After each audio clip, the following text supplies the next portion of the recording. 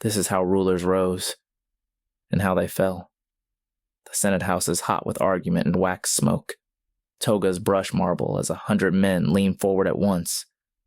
A lictor's rods gleam at the door. Outside, the forum hums like a hive. Inside, a senior consul raises his palm, and the floor stills. A courier dusty from the Via Appia has just bowed and unrolled a letter spattered with road grit.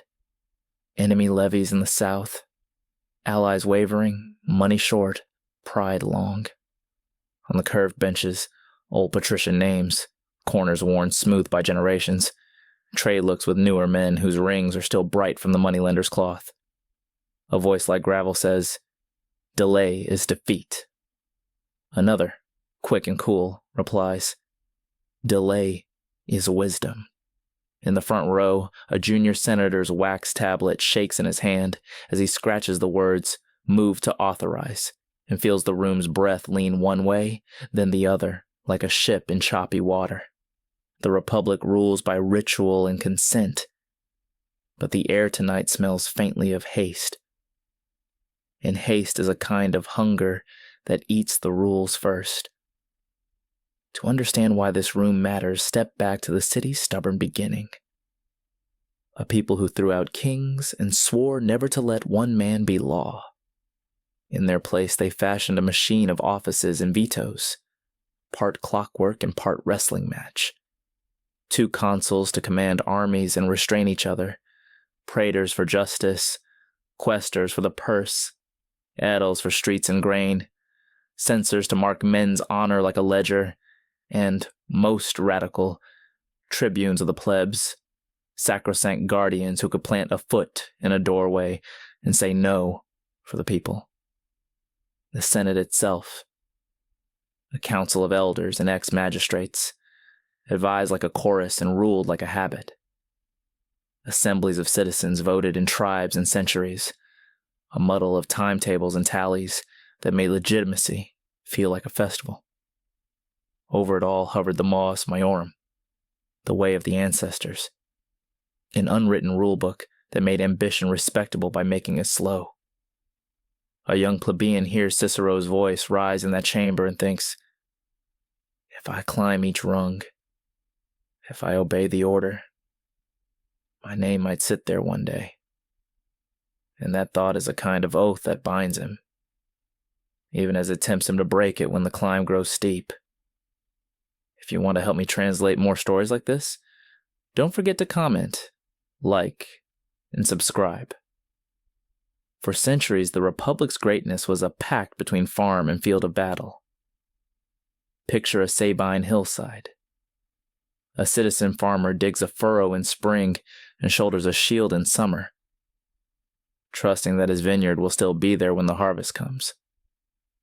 He is enrolled by wealth and age into a century of men like him, marches in maniples that can bend and flow on rough ground, and takes his place in a line that looks like a wall until it suddenly looks like a net. When he returns, he votes in the comitia, tosses a handful of grain on the family tomb, and counts on the Senate to honor the bargain. Land for service, dignity for courage. A voice in how the city spends its blood. The machine works because the distances are small and the stakes, though high, are understandable. Protect allies, avenge insults, add a valley here and a salt pan there. But every victory eats time, and time is a thief.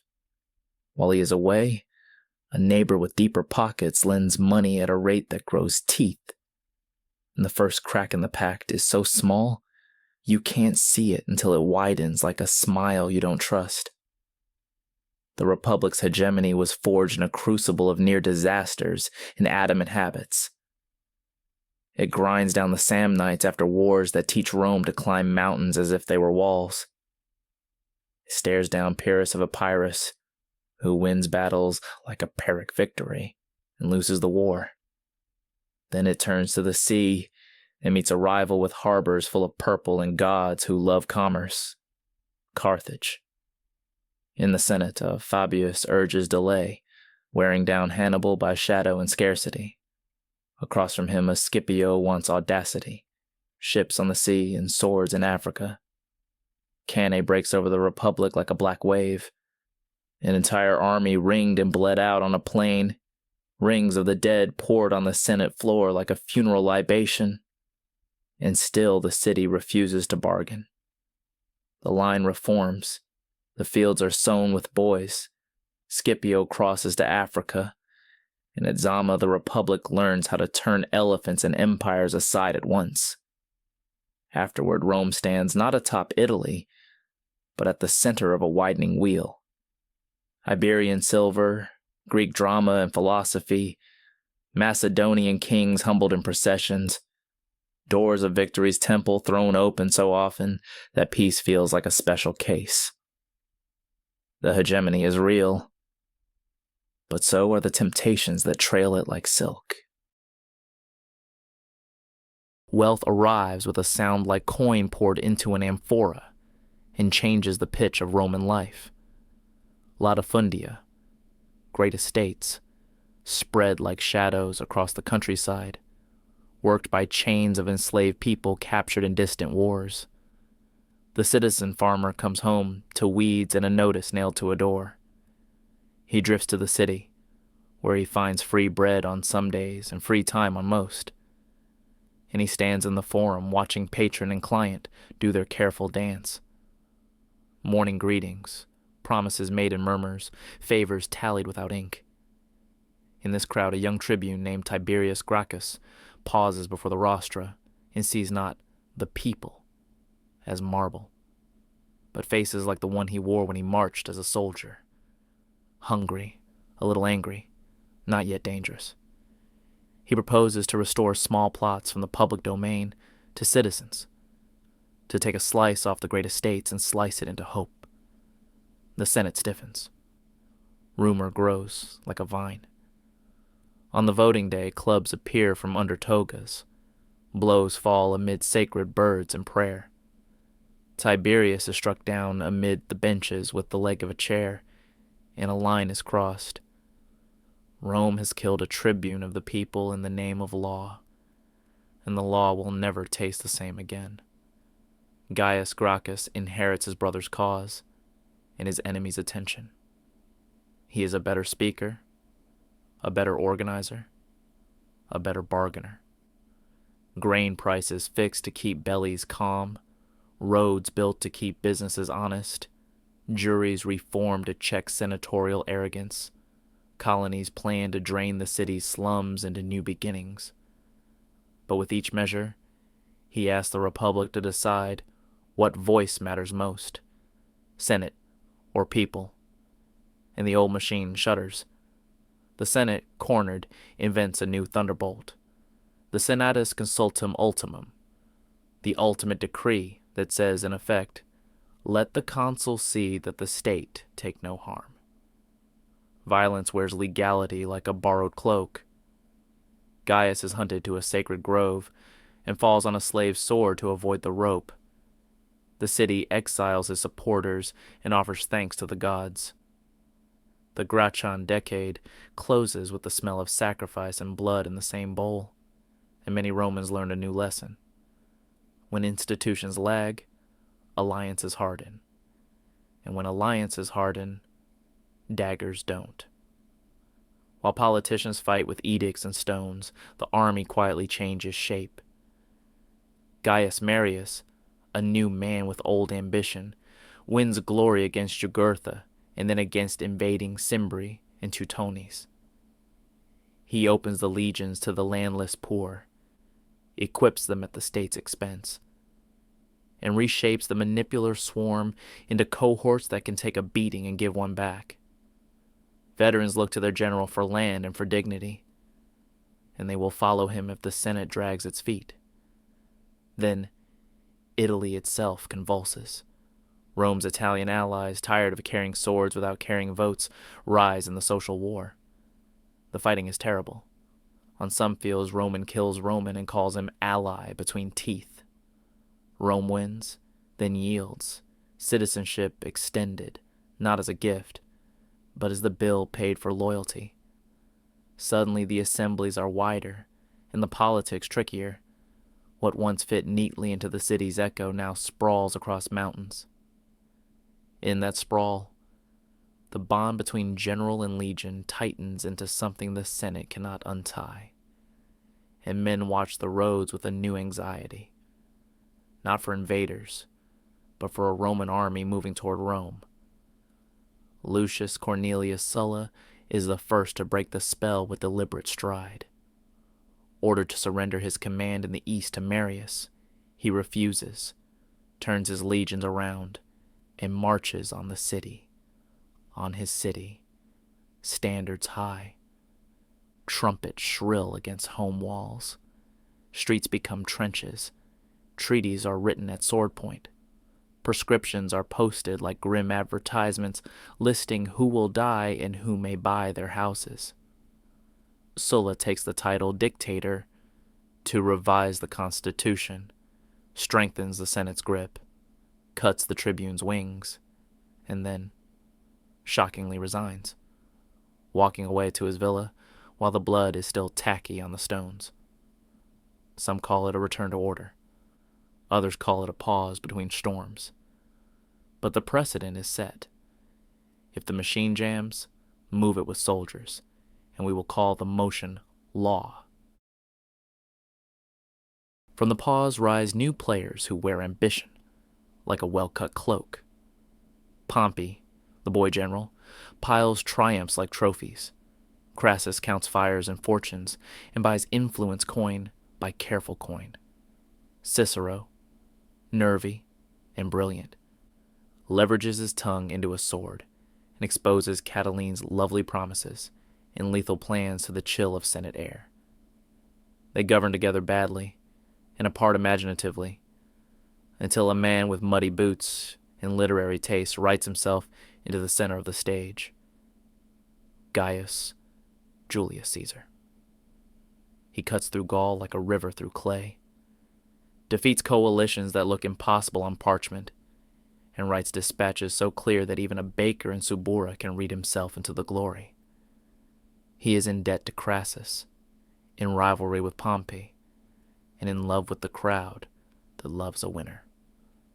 When the Senate, prodded by Pompey, tells him to lay down his command and return as a private man, he pauses on a cold river with a small bridge, Rubicon, looks at the standard twitching in the wind, and says something like, "The die is cast.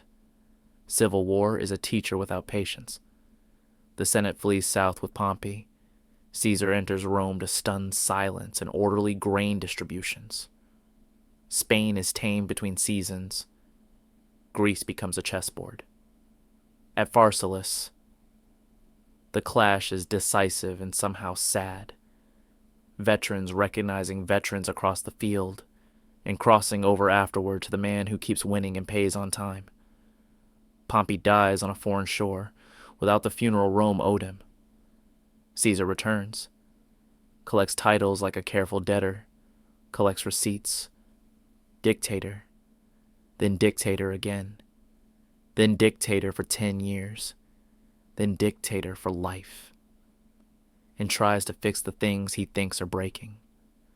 Debt laws softened, calendars straightened, colonies planted, the Senate swollen with provincials who owe their chance to him. He sits in a gilded chair longer than decorum likes. He accepts honors that stick to the skin like sweat.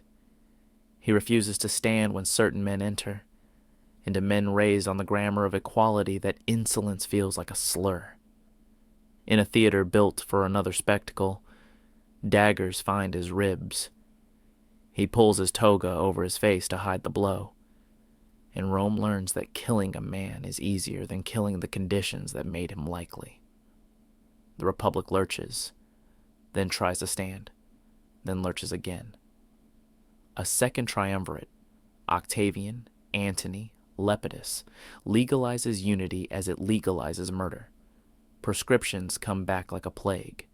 Cicero's hands and tongue are nailed up as a lesson that talking is only brave until it isn't.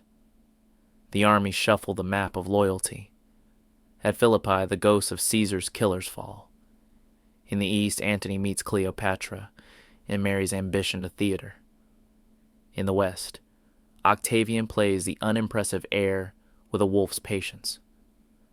When the final war comes, it is sold as Rome against a queen, East against West, chaos against order. At Actium, wind and seamanship choose Octavian, and the last rival's flags burn down to string. In a brilliantly conservative revolution, Octavian, renamed Augustus, refuses crowns and accepts powers. He returns the Republic and keeps its heart in his private chest. Consuls still strut, the Senate still meets, laws still bear old names, but the armies swear to one man, and the taxes flow where he points, and the machine that once slowed ambition now runs on it with the governor pinned. What hollowed the Republic out was not a single villain or a single vote. It was a long drift made of comprehensible steps. Hegemony brought wealth. Wealth upended the pact between farm and field. Inequality seeded anger. Reform came late and dressed as threat. The army professionalized and traded its tether to the land for a tether to its general. Emergencies begged for saviors.